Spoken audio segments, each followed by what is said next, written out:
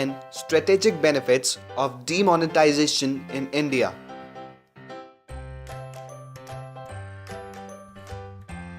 Businessmen are now declaring their black money as income and paying advance tax.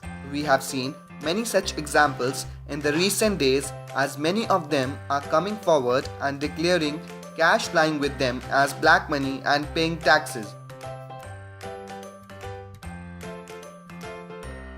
Price level is expected to lower due to moderation of demand. In consumer goods, prices are expected to fall marginally, as use of cards and checks would compensate to a large extent. However, for real estate and property, the prices are largely expected to fall.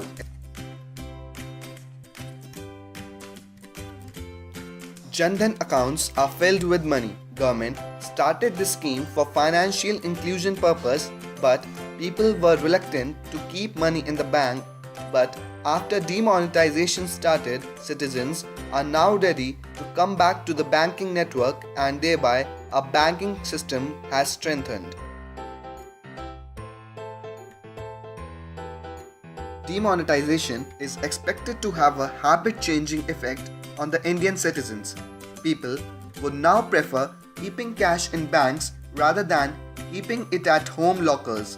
This would boost bank CAS ratio, reduce the cost of funds, and help banks' NI margins.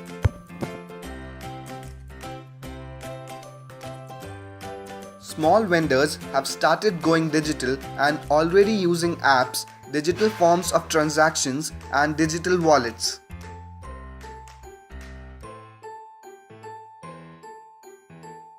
According to the State Bank of India, more than 8 lakh crore of money has already been deposited in the banks.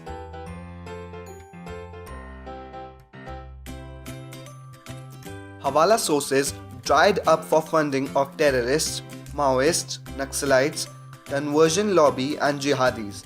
As we know, there is a considerable decrease of violence in Kashmir after this decision.